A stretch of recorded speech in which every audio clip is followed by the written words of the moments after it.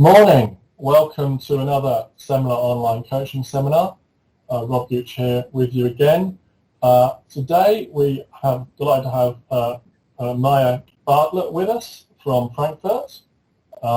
We are getting a masterclass on developing practice plans, something all coaches need to do. So we're going to run the usual format. I'm going to very soon hand over, and we're going to hear we've got a presentation, and then about sort of 20 past, quarter past 10, we will have the opportunity to ask questions, have a discussion, and we'll be looking to wrap up about 10:45. This video is recording, so those who are watching later, I hope you enjoyed that. I will stop sharing my screen, and I will hand over. The floor is yours. Thank you very much. So first, I got to thank Rob and SEMLA for inviting me here to give this presentation. It means a lot to me to get to speak about something I'm truly passionate about, which is developing practice plans. So a little bit about my background. I'm from the States. I moved to Frankfurt, Germany about 4 years ago, right out of college. And now I am the head coach of the Luxembourg men's national team. I am also the head coach of the Frankfurt men's, women's, under 20 girls and boys, and U16 girls teams here in Frankfurt. So I've got a wide range of players and experience levels that I work with on a regular basis, which played a lot into the evolution of my practice planning. So we'll kick it off with sharing my screen now. Okay. 1 second, just need to allow, I guess this works. Okay. I think I'm having a little trouble with sharing my screen, Rob. Would you mind sharing yours, and then I can just tell you when to advance? Yeah, I can do that. I'm just checking I have allowed other people to share the screen, but I'm happy to do that for you. Okay. So I'm lucky I've got it up on another machine, so just give me 30 seconds and we can present that. And if I share my screen, we will have... okay, actually I think I got it. Is mine shared now? Can you see let me just unshare that. I'll let you know when it pops up. Okay. Hang on, not quite there yet. That's working. No, I can't see it. Okay, because let me try one Maiah, more. yours did show up. Mine did show up? Yeah. Okay, great. What have you done before? You see it now? Yes. Oh, perfect. Great. I am not the best with technology. So, yes. So we're talking about developing practice plans today. And I wanted to start with my very first ever practice plan in Frankfurt. And as you can see, this was 4 years ago. So I have the time up top, practice plan number 1. You don't know the date. I've got a list of drills. It's a little bit messy, cross some things out. But, it's a general plan. There's a flow. There's an idea of what I'm going to do when I get in there. But this plan has changed entirely over the course of my 4 years. And a big reason for that was a lot of influences from other coaches. So I'm going to go ahead and talk about the first thing, which is timing. And this is something I picked up from Matt Bagley, who's now the head coach of Scotland. And when he was the head coach of the German national team, he invited me to help out at a camp. And his first practice plan was so detailed, down to the minute. And I thought, wow, this is something I want to aspire to do in my own program.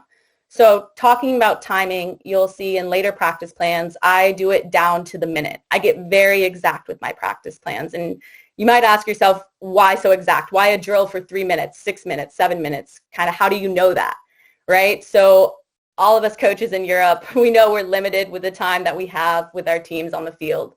So we've got to get the most out of that time.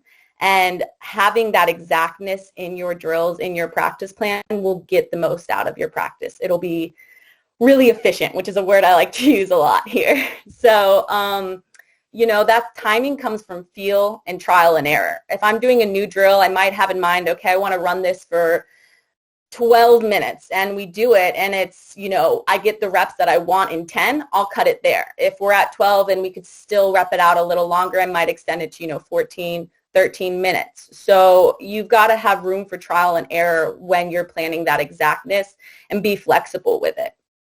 Another thing talking about timing is making sure your practice flows, right? You want it to kind of have as seamless as you can transition between drills, and that includes keeping setups in mind, right? What can I take from this drill, and what cones can I move to keep my time on track quickly and efficiently.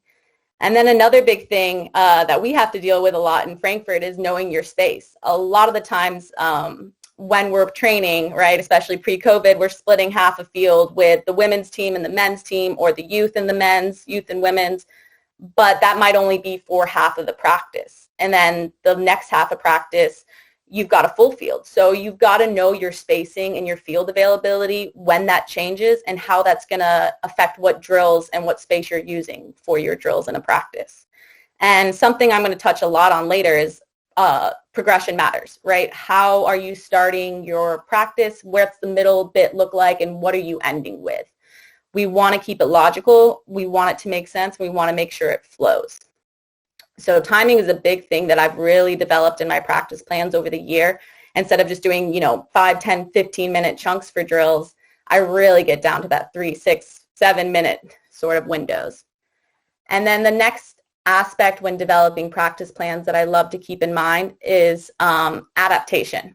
So I've got a picture of here with me and my Luxembourg guys, because this is something Henning Schmidt, who gave a talk a couple weeks ago, really instilled upon me as we work together in Luxembourg, and that's being flexible.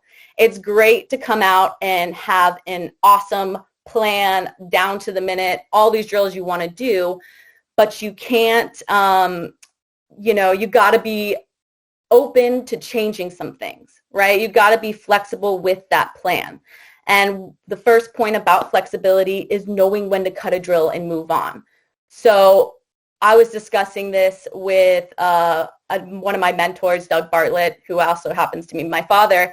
And I was thinking at one side of the coin, you want to cut a drill when it's not working. You spend enough time and it's not getting the reps that you want, know when to cut it. And on the flip side, he brought up when a drill is smoking hot, when you're getting those high quality reps, the players are engaged, it's looking clean, crisp, exactly how you want it.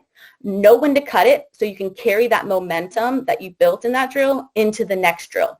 Those positive reps carry then into the next part of practice. So knowing when to cut it when it's good, and also knowing when to cut it when it's bad, because it's going to happen. And, it happens a lot with new drills. We get nervous, or at least I do as a coach. I have something in mind that I've drawn up, or I've, taken from Instagram, and I think this is going to be great, this is going to work. And we try it out with our team, and it's just not looking the way, I envisioned it.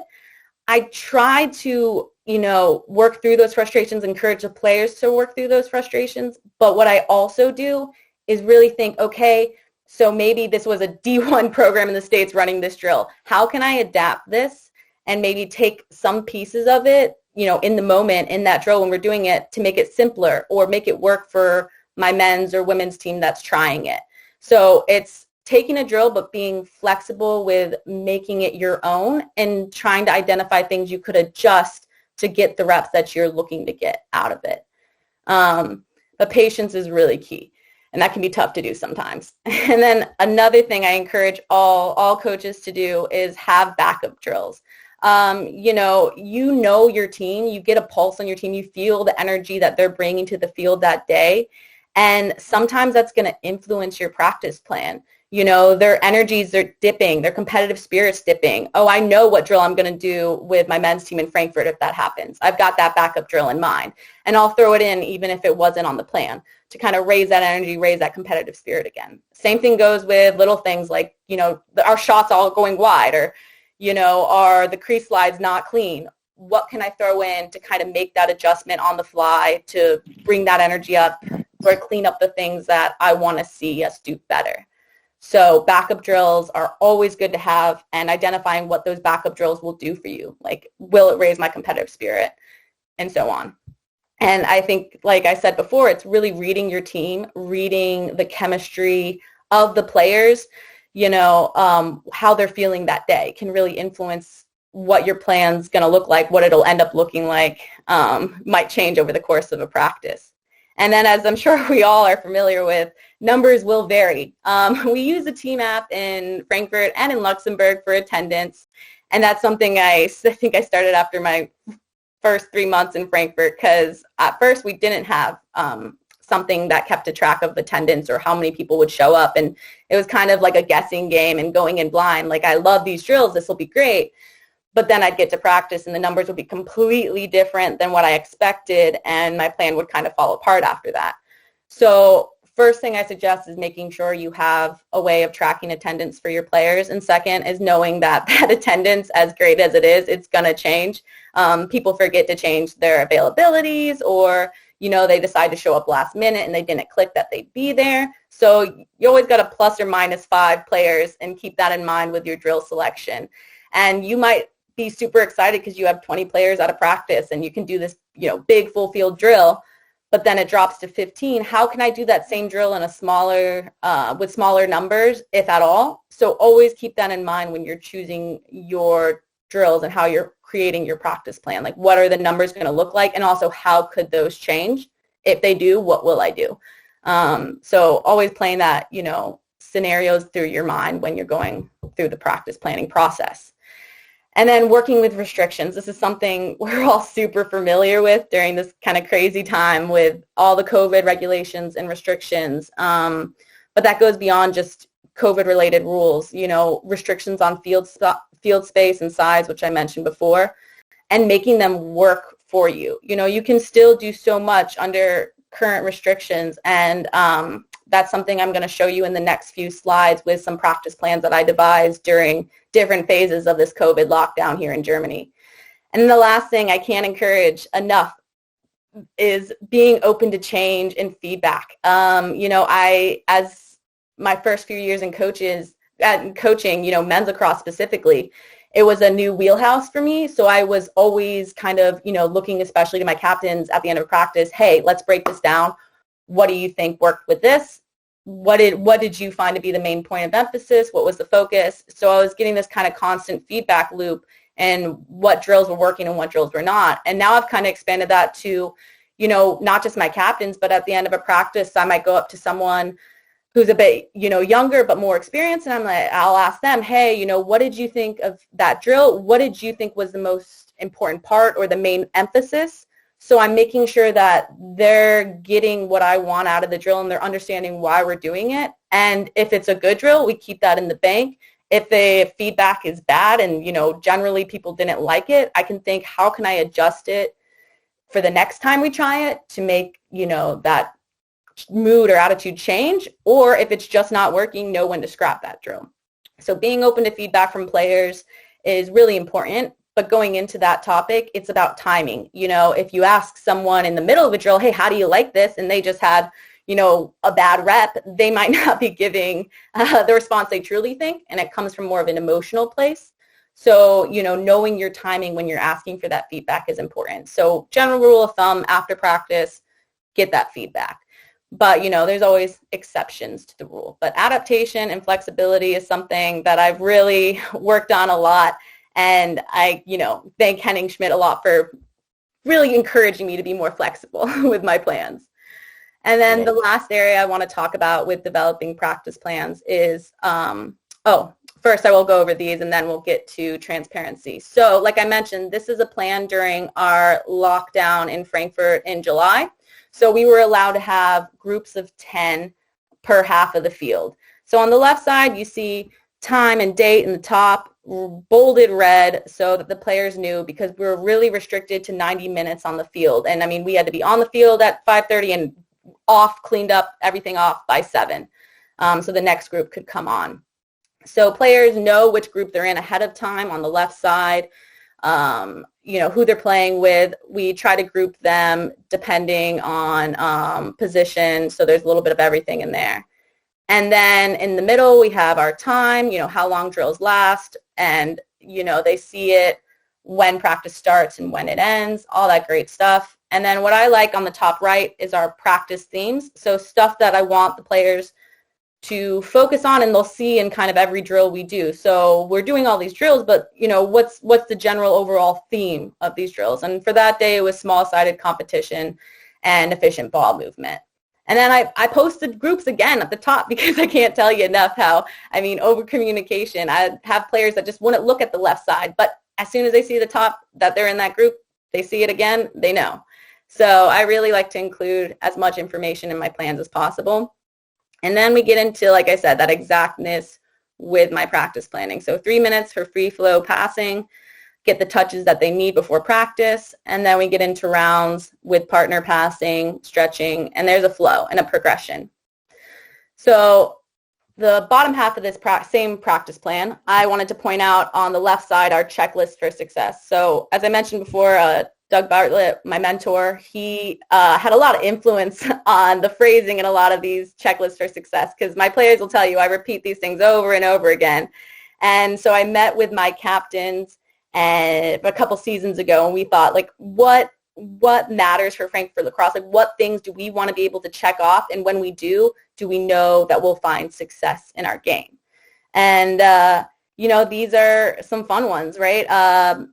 If you're standing, you're wrong. Something Doug would always say, got to keep moving. Another one, when in doubt, keep it simple. Always would say, keep it simple, stupid. So something that we can remind ourselves on a regular basis to do in every single practice. And it's on every practice plan I send them. So it's something that's constantly a reminder in their back of their mind. And they can go back and say, okay, in practice, can I check off all of these things? Did I do these things today? And then I like to keep it fun with my practice plans too, because, sometimes you want to check in. Are your players actually, reading the plan? Are they there? And one thing I included on this practice plan was that I'll buy a beer for whoever is the first to notice this. Send me a message, right? So this was for my men's adult team. And I think it went like a week by before someone messaged me, but they did eventually. So, throw in little quirks every now and again. Keep your practice plans fun. Sometimes I'll throw jokes in there in the practice theme part to keep it light. But yeah, it's finding what works for you, and what your checklist for success might be for your team could be very different, but that's something I collaborated with my captains, and I think it's something that's been pretty successful reminder for our players. And then that evolved into the current lockdown situation in Frankfurt, which is only individual and partner trainings.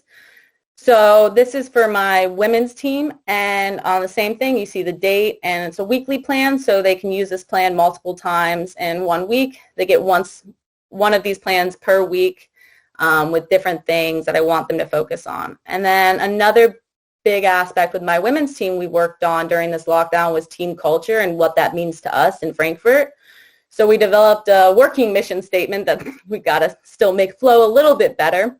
But we also have our principles, right? TACTP. So for us, that means trust, accountability, commitment, determination, and passion. Those are the 5 values that we hold truest to ourselves in the Frankfurt women's team. So it's something that they see every time they open their plan, they're constantly reminded of.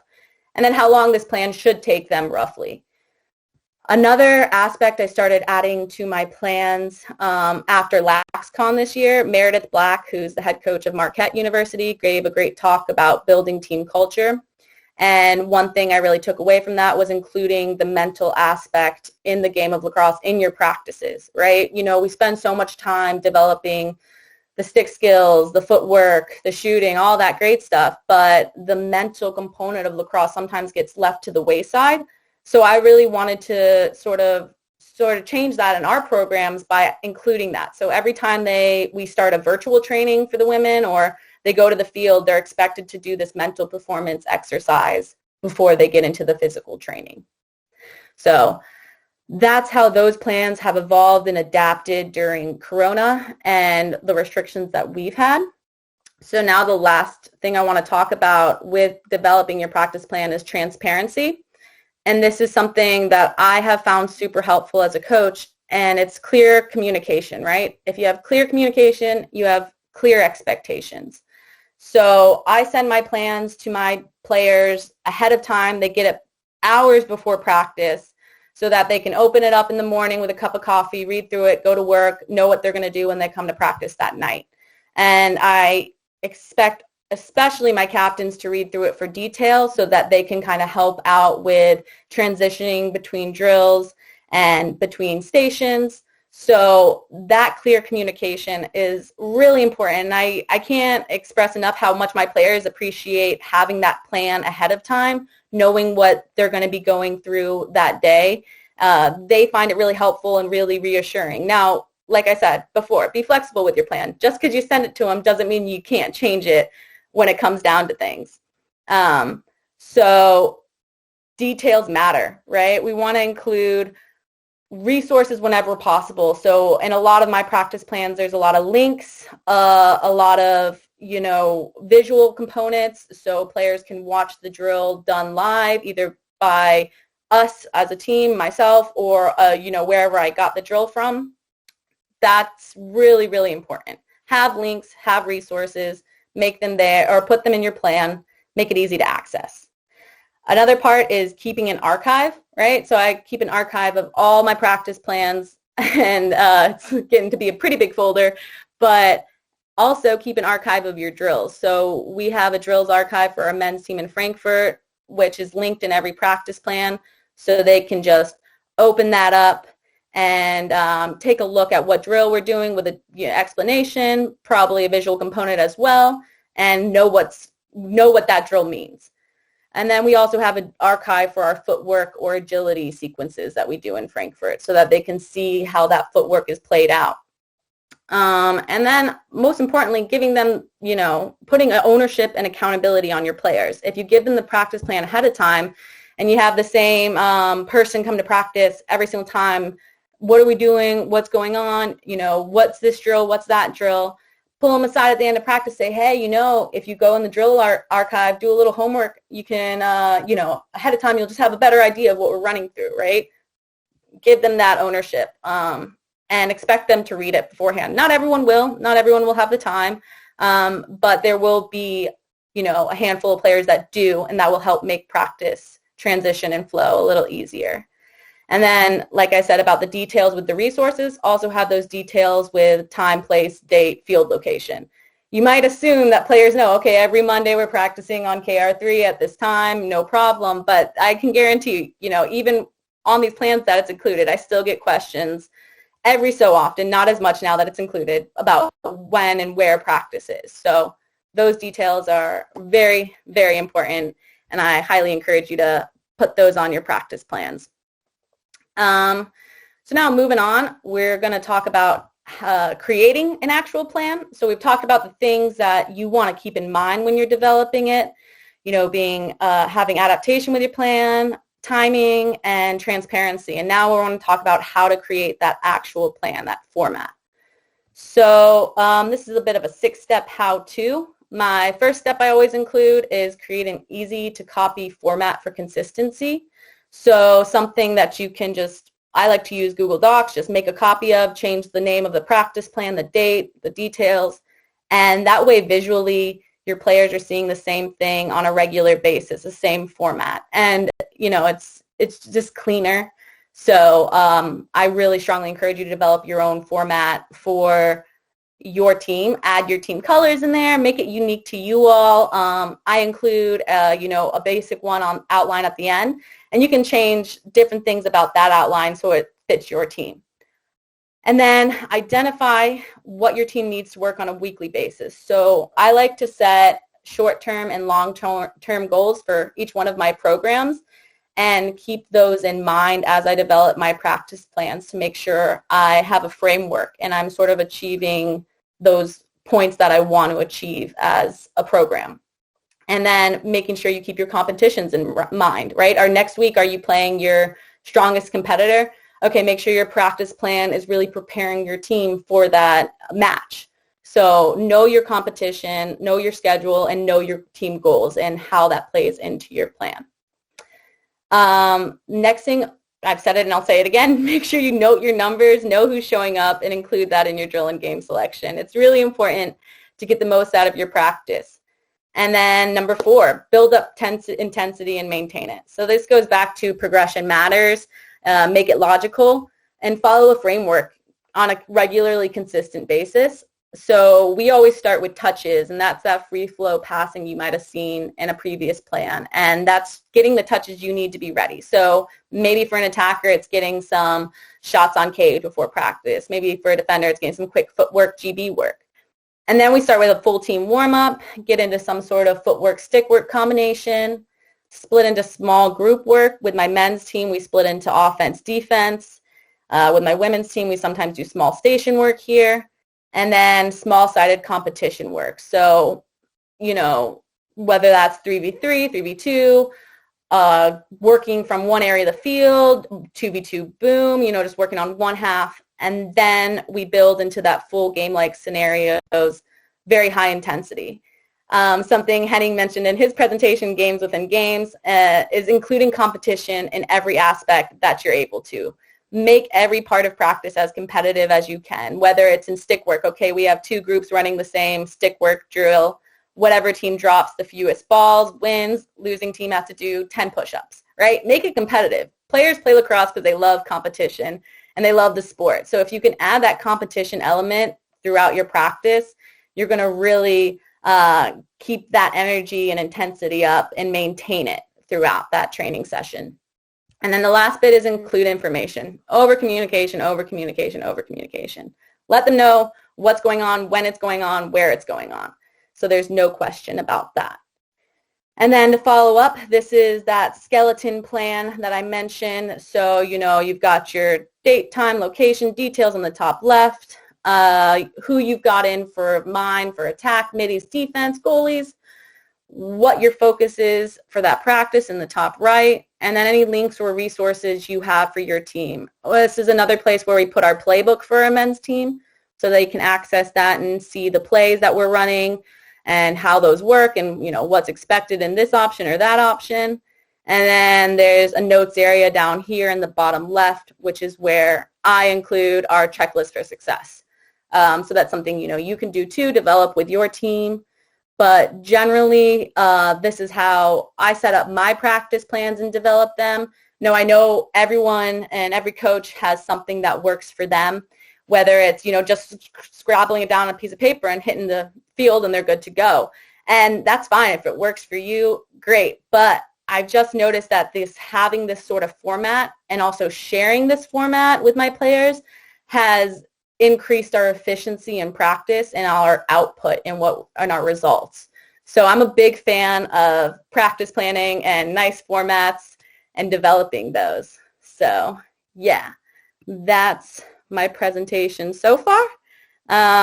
Open to any questions that you might have. That is fantastic. Thank you very much. We'll open the floor. Well, the floor is open. Either raise your hand on Teams or just throw in. Hello, Henning. Throw in some questions. Let's get a debate going. Henning. The question that I have is about intensity. So I've seen a lot of presentations that basically say we train everything at game speed and everything has to be 100% pace and all that. In my experience, that's not always helping me. Sometimes when I have sessions where I have some more challenging concepts to go through, I see better results in kind of making it go up and down. So we do something really intense and then we do something a bit slower, a bit more conceptual, and then it goes up again. So they have a active break and then they go into the next activity. Did you have that experience in Frankfurt? Or, we both know Luxembourg boys inside and out, so we're not going to talk about that. But with the Frankfurt team, is that something that you observed, or kind of how do you go about that? Yeah, definitely.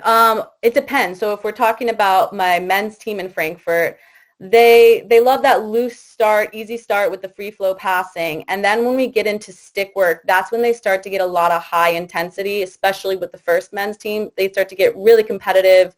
Those are quite exhausting portions of the practice. So we also kind of take a little bit of a, dip when we go into our small group work. So offense, defense gets to focus a little bit more on reps, getting their shot where they want it to be, but it's not as intense as that stick work portion. And then we bring up that intensity again when we get into the small-sided group. So it's kind of like a roller coaster. We get up, we sort of dip a little bit, and then we continue to go up. But we're never really dipping our intensity too far down. It's more of just kind of like what you said, having that ebb and flow in practice so that you can have a 90-minute practice and they're there for the whole 90 minutes, right? If you have everything at full intensity the entire time, by the time you get to your game-like scenarios at the end, you're having people sort of just gassed and they can't play through it. So I think it's really important to have that ebb and flow and figure out what the ebb and flow is for your team. With my women's team, it's very different, right? They really start having a very gradual progression. Hannah, got your hand up? Oh yeah, hi. So I want to say that the Henning, I still see your face. I think you need to take your hand down. The checklist for success is my favorite thing that I've seen. I really, really love it. Especially, I think, I'm dealing with adult players as well, and there's so many people, they have real-time jobs. They're coming sometimes 15, 20 minutes late or leaving 5 minutes early, and I think that's such an awesome way for them to really have a shared understanding of the purpose of the practice before they even get there, which is really awesome. So I'm absolutely feeling that. I thought the point about in the adaptation section, you're talking about, when to cut a drill. And I definitely take that approach with drills that I feel aren't going well. But it was interesting for me to see that you also cut a drill when it is going well. I think I had the opposite instinct. It was if the energy is going, if we're getting the reps we want, then I would have them extend it a little bit longer. But I like the point of pushing that energy into what you're going to do next. Instead of continuing with what you're doing.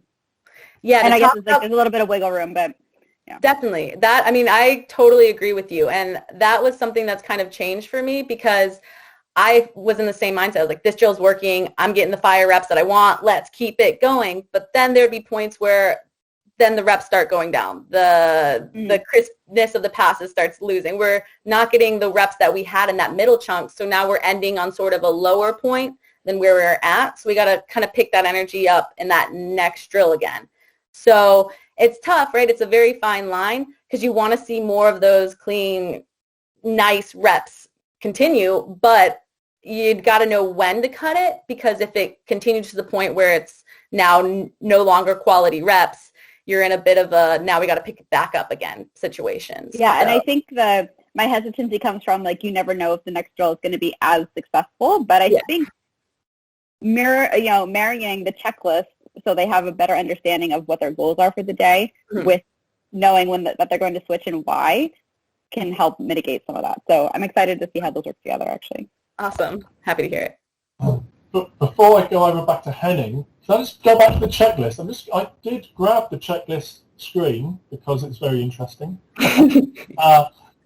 Which you should be seeing on screen. Yeah. Can I just check a couple of the terms there? Can you just explain to me singles before doubles and check glove every time? What do you mean by that? Great. So singles before doubles is something I harp on so hard, especially with my men's team. What that means by a single pass is passing to someone adjacent versus a double, which is someone who's 2 passes away, so that, through pass or a cross pass. So I want my players to make singles before they look to make that double pass, especially when we're running, our extra man offense. If the ref blows the whistle and the first pass one of my players looks is a cross, even if it's 100% free, right, there's that chance that we've just wasted an extra man possession because we're making that risky through pass rather than hitting some doubles, making the defense shift and move, and then finding that through pass. Yep. So we like to really harp on singles before doubles in our offensive sets.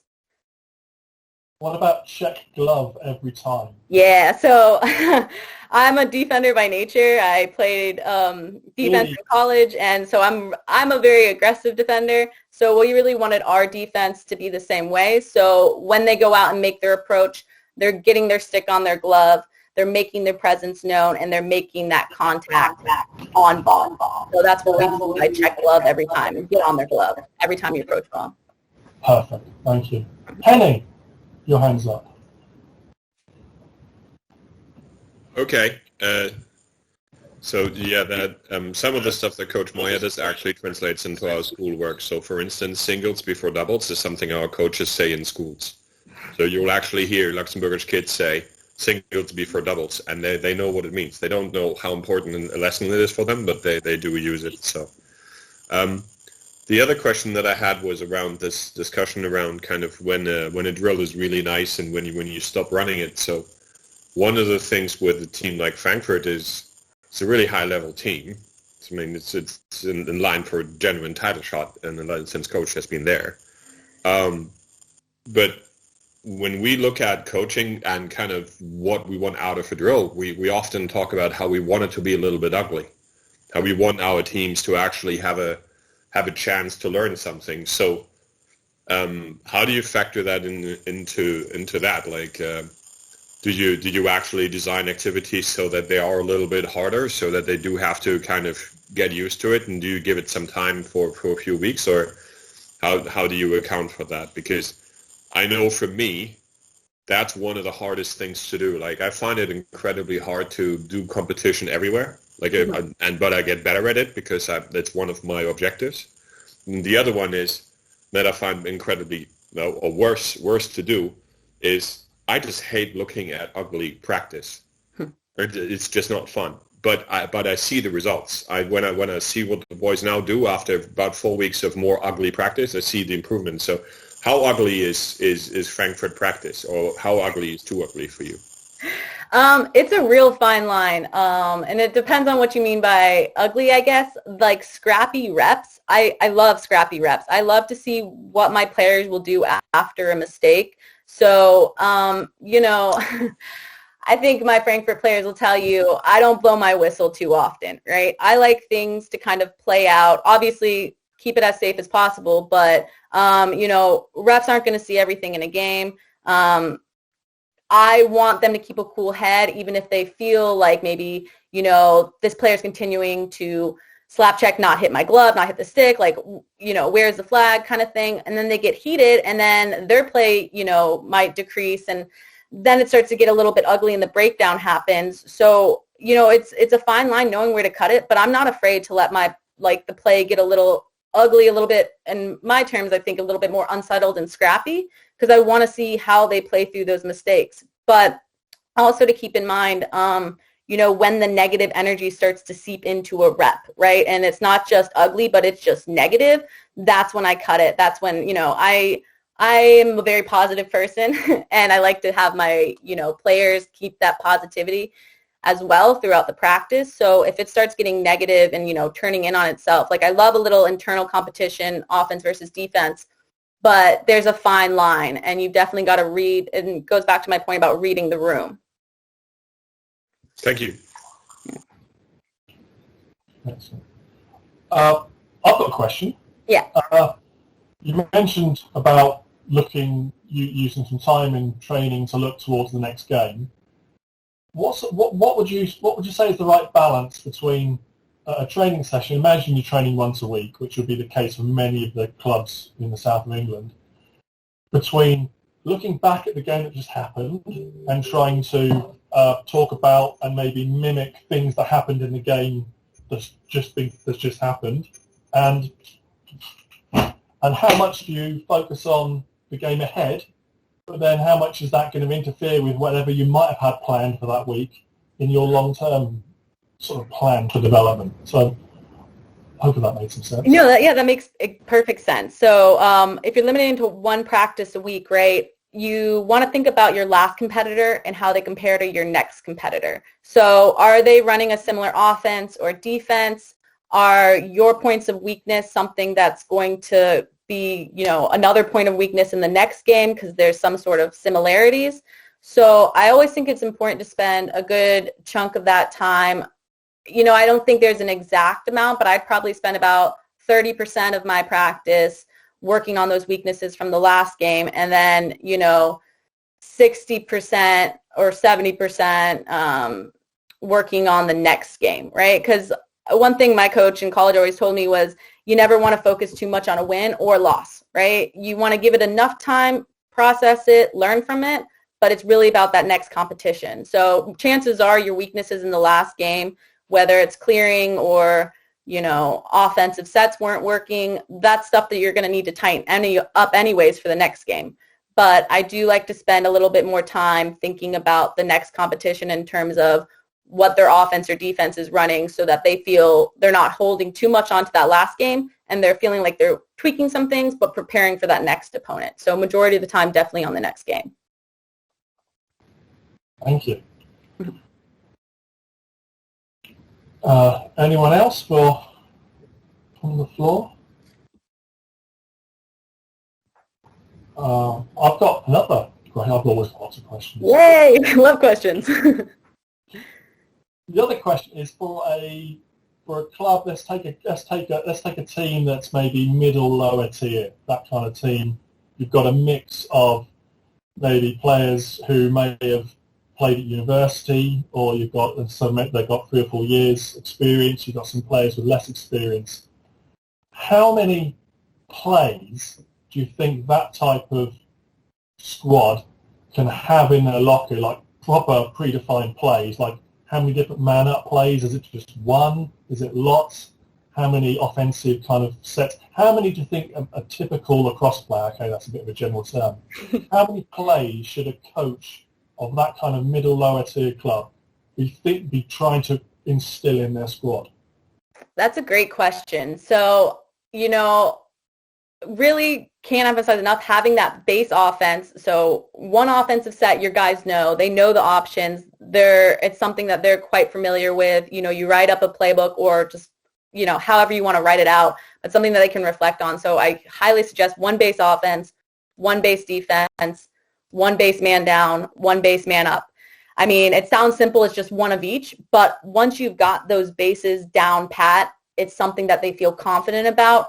You can start adding wrinkles into those offensive sets. So in Frankfurt, we've got quite a few, but in Luxembourg, we don't have nearly as much, but we have different wrinkles in our offensive set. So it might be a 2-3-1 formation. I count from, up top to X, but in that 2-3-1 formation, right, we have a lot of different wrinkles or options we're looking for the players to, try or do.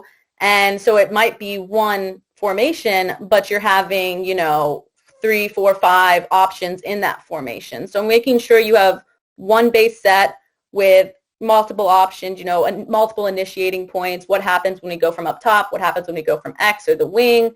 Working that out. So they feel confident about those options in that base set. Because if you have too many formations, okay, we've got to learn 3 formations, and then, one option in each formation, that could be another way of going about it. But I'm really confident in having one base of each, having options in that base. And then once they feel good about that, add an extra layer, maybe throw in a second formation on offense. But for man-up plays, I really like, this is something I've taken from the VMI lacrosse coach, Coach Papura. He likes man-up options that sort of shift in shape into different shapes. And they start maybe one way, but it's the same concept. But, from one ball movement, it turns into something different. So you're not having set 3-3 or an offset 2-2-2.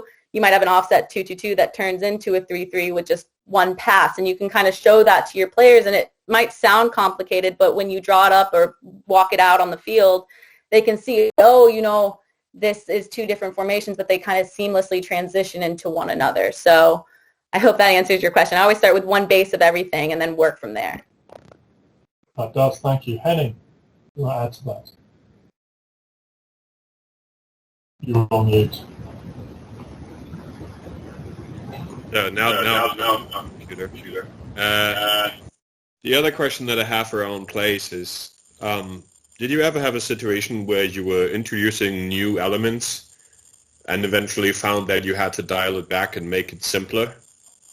Say, because that's one thing I know from English lacrosse is that the team from last year and the team from this year are very different. So, in particular in the mid section, you may lose your 1 or 2 dodging guys or something. So, did you ever have that in Frankfurt where you had to kind of mid-season realize that maybe the way you wanted to play this or that structure just wasn't working anymore? Oh yeah, definitely. I think leading up into 2019 German Championships, we had a couple different plays that we were very comfortable with, but we introduced a 2-2-2 kind of midway through the season to add a sort of curveball in there when we're playing other teams. And that's something that we never really talked about at the beginning of the season that we wanted to introduce, but we saw a point where we could, use this against a certain team.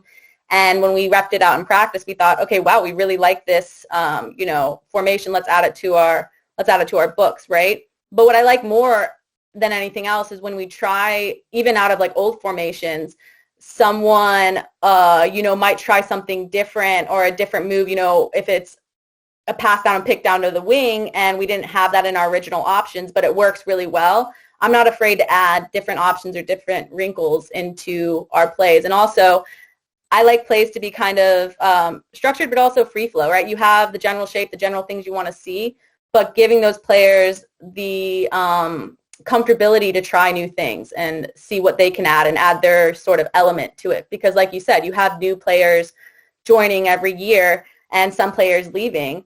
And, in Frankfurt, we have the same situation. We've got quite a young group of guys that are coming up from our under 20 program. And so we have to make some adjustments this year in what we're doing with them in the program now. And that's different than what we've done in the past years. So it's definitely good to identify who you've got, who might be leaving and who might be coming in, and how that's going to be playing into what you run on offense and defense, because things can change and they will change, and you should be open to that change.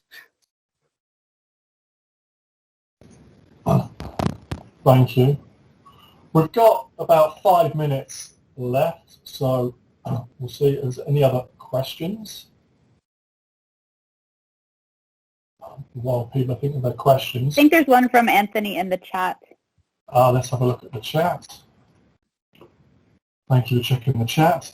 Here we go. The bottom one thing, if a drill isn't going well, is this a point to stop, ask players why it isn't going well, and seeing if they can correct it?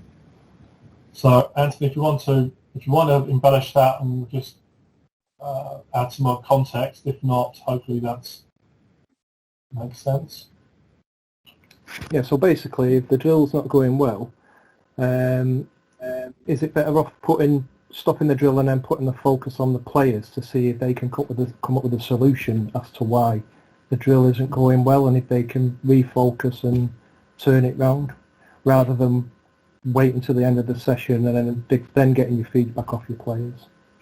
Yeah, definitely. And that's why I called it like a rule of thumb, asking at the end of practice. But definitely, if it's not going well, I've done that before where I've stopped it and I've brought the guys in and I've said, hey, okay, like, why do you feel like this drill isn't working?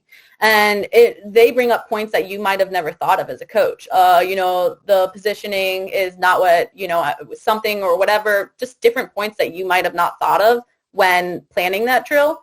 So I totally think that, timing is really important when asking for feedback. And that's a time where you can stray from the rule of thumb and sort of bring them in, quick chat, what's going wrong, suggestions to adjust that.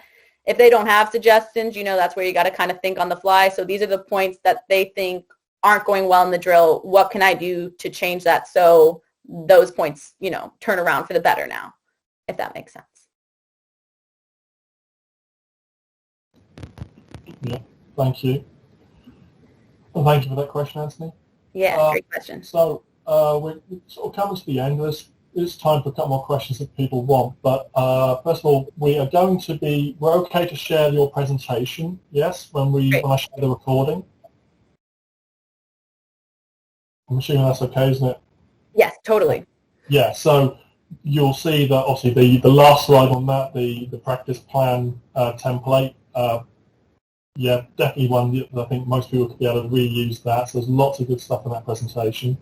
Awesome. I think Jonas has a question. Jonas, you got your hand up? Yeah, real quick. Thank you, Maya. One question, you mentioned how important it is to sketch out every practice and, you shared your plans and how you do that. But you also said how important, adaptation is and being flexible on that. My question is, how far do you go in that adaptation? So let's say, for me, particularly as a player coach, sometimes things get out of hand, or I need more time for a drill because I was explaining something to another player. Do you then maybe sometimes even scratch a whole drill, even though it was put on the practice schedule? And what does it mean for the players? Do they then ask you afterwards, hey, Maiah, you said you do this drill, but now we scratched it? I'm asking what's the fine balance here? That's a good question. So I've done that before where, I've taken a little bit longer on a drill and then end up scratching the next one. And I think a couple times I've had players ask me, mostly because it's a drill they really like that gets cut. So they're a little sad, oh, why didn't we do the 2v2 boom, coach? And it's because we needed to spend more time on this area because we were needed to get to this point in our reps before we moved on. Or like you said, you were, as a player coach, I wanted to see more live reps because I was explaining the drill to another player. So, as long as you have some reasoning behind, whether you lengthen or cut or whatever you do with your drills, in the end of the day, it's up to you as that player coach or coach to feel comfortable and confident with being okay with cutting some things out. And I know, you will have players ask, like, oh, why didn't we do that drill? And, either you spend more time on another drill, or sometimes with my practices, it ends up taking a little bit longer to transition between drills, so we don't have that extra 5 minutes for that finisher at the end of practice. And we go to the end, without getting that done. It's something then I can think about adding to the next practice plan. So if you don't get to a drill because you spend a little bit more time on another, that's fine. You can always add it to another plan, do it another day. But it's all about feel. And if you feel like you need one, I do it pretty regularly where I feel like I want to spend more or less time on a drill, and then I'll go to the next. And sometimes I spend less time on drills and that's where I have to get a backup drill. Okay, well, now we have this 10 minutes before that next drill is supposed to start. What can I throw in there to sort of raise the energy and keep that going throughout practice? So it's, it's about feel, and it's a fine line, but, it's your plan. You come up with it. You have the right to change it. So players, you can explain it to them why you're making the decisions that you're making, but ultimately it's your plan, and you got to get it done. All right, great. Thank you, Maiah. No problem. Oh, that's a good question. So Henning asked, out of 20 practice plans, how many go as planned and how many require significant change? Well, I'd say about 50%, probably about 30% go as, 20 to 30 go as exactly planned, from start to finish. So, but then there's that 60 to 70% that have some significant change, whether we cut a drill, I add a drill, or I, change it completely, which doesn't happen very often. It's usually adding or taking away drills. That's the biggest change. So I'd say 30% go as planned and 70% experience at least some change in some way. I'll aspire to that. So Henning, what's your percentage these days? Let's just say for me, it's hard to write a practice plan because everything that I've done is self-taught, and over the last couple of years I kind of got a lot of theoretical background, so a lot of it is really kind of free-flowing. It's quite funny working with Coach Maiah because you have this completely planned practice, and then you have the chaos on two legs, that's me. And then between the two, it's, I think, really efficient, but it's something I can do better, is like kind of keeping things to a structure, because I think the important bit is that if you make every building block, and every practice should be a building block, fit into the bigger picture, then that works. But something that I struggle with is, because say we do something around ground balls in the beginning and it's just not as snappy as I want it to be, I will just discard the entire plan that I had for that practice and just focus on that skill until it's right, because it bothers me. And it's not really a thought out decision why we're doing that. It's just I see that this is going to harm our flow as a team. When it's not a conceptual decision, it doesn't have like a whole set of analytical mindset behind it. I just know it not to work and I needed to fix it. So it's something I can do better, and kind of, I just wanted to know how often that works in Frankfurt. That's all it was. Yeah, but I mean, it's a good point that you bring up. And I think especially for newer coaches, just starting their coaching career or even player coaches, right, having more structure to start is best because then you start to feel that flow. You start to learn what that flow is that you mentioned. Oh, our ground balls don't look good. Let's change to the rest of practice. That is totally fine. But that's something that you've probably, like you said, developed over some years of coaching. If you're just starting, you're not going to really feel that flow, or you're not going to really maybe know what to do if you notice something's not going right, or pick up what's going wrong to change the rest of it. So I always suggest newer coaches start with a lot of structure, and then that's where they feel that flow, and then they can kind of get to that point. If less structure is more, great. But I know for me early on, that was definitely something that helped me feel that flow that you're talking about. And I think that structure and the timing that you said right at the top is important. I think we've all been at practice sessions where first 20 minutes are wasted because people are still messing about putting kit on. Yeah. Into practices where the next people who are booking the field are coming on, and you're like, hang on, we've still got an hour left. No, we haven't. We've used our hour. We've used our hour and a half, and it's just blown by because you're not keeping an eye on the time. So that more precise to the minute timing is something I'm certainly going to be taking away and looking to do more within my planning.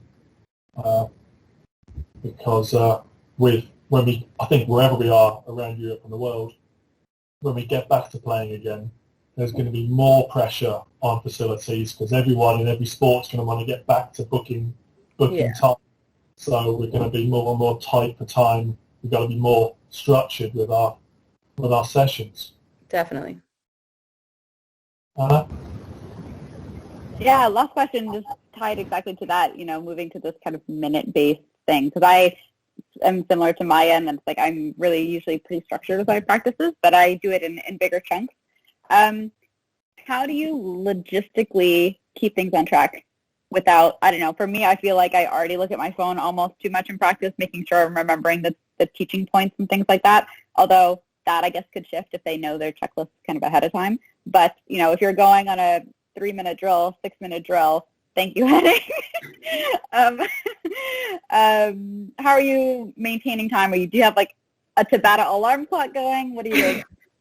That's a good question. So I got a watch to keep track of and make sure that the numbers are really big because I don't want it to be hard to see. So I'll just quickly look down.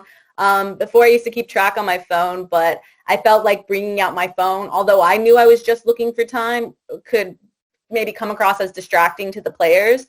So I just have my watch and I quickly glance at it. And, like the 6-minute drill, I think, started as something that was 10 minutes and we were doing it for 8. And I was like, whoa, woof, we could really cut this by 2 minutes. And then we tried it. And, I can always try to like glance, but it's weird because now it gets to the point where I don't really feel like I have to look at my clock too much because it just kind of flows. Like, it's like, all right, we know we got the reps we need, moving on. But yeah, definitely watch is my best friend. We have a clock on the field, but it's always wrong. So the players get excited about that, but it's not. Are you printing out your plans? Sorry? Are you printing out your plans? Yeah, I usually print out my plans and put it in like a plastic sheet. Okay, then that answers a lot of questions for me. I think it rains and snows so much that I know that print would get destroyed, but that's the thing is like I have kind of, once I'm on the field, sometimes I have that short-term memory of a goldfish, and I'm like, wait, what are we doing next? Yeah. Even though I know in the back of my mind, so I'm like, how does she do this with 3-minute time period? Sometimes I even handwrite them, because if I handwrite them, I feel like I absorb the information or the teaching points I want the players to know. So it goes very... I'm feeling like I should do it again. Yeah, and then putting it just like in a plastic sheet, right, and then like taping the top of it. That way, the elements can't affect it. So, and I keep that just on the side of the field, usually not with me the whole time, but, if I need to, jog over and take a quick glance at the teaching points or something, then I can sort of remind myself of what I need to focus on for the next drill. Cool, thanks. Yeah, no problem. Yeah. We are slightly over our time, but I've got one other question that was the last discussion. So, and we can carry on another 5-10 minutes. With precise timing of drills, is that helping your players get a feel for time so that when you're 90 seconds left of the game, they kind of know what 90 seconds feels like if they've done 90-second drills, a minute drill, 2-minute drills. Is that a byproduct of it, or is that something that would be something subtly different? I'd like to say it's a byproduct because I've noticed, at least with our man up and man down teams, we sort of, those 30-second, 1-minute intervals, they feel confident, even though we don't have a clock on the field counting us down, right? They get a feel for it because of those shorter drills that we do in the beginning. They're like, oh, free flow passing, 2 minutes. All right, feel good. Half of that's maybe, the time we'll be doing in man up. So I think there is a byproduct of having those perfectly timed drills that can sort of give them better feel in that game-like scenario, especially when you're practicing that at the end. And that's something I didn't talk about, but it's something once competitions like getting around the corner, we do with our men's and women's team is 2-minute scenarios. So at the end of practice, we save about 10 minutes and we might have 3 scenarios that we're going to run through. And it's 2 minutes on the clock. I keep the track at the time, and you give them a scenario like score 0-0 first 2 minutes of the game. How do you want to play this out on offense and defense? And those 2-minute chunks of time really, and having a game-like scenario already kind of planned out for them to try, it really gets them a good sense of timing when they're on the field, because we're not all lucky to have, the game clock super visible and be able to see that at all times. So I do think it's a byproduct of time management, having these timed out drills for sure. Excellent. And in England, you won't have any game clock, so it all has to be in your mind. Right, I'll give one more call for any final questions. Dive in if you have a final question. If not, we will say very big thanks to Maiah for all that excellent presentation. That will be shared along with this recording. Also, if you're happy for me to share your contact details, I will make sure unless they'll be in the are they up on the first slide? But I don't think so, but I could put them on the first slide. Yeah, and then of course, if you're happy for anyone to reach out to you, then definitely let us know. Thank you all for listening, and for all those watching later, hope you enjoyed it. And we will do this again. I'm just going to stop the recording.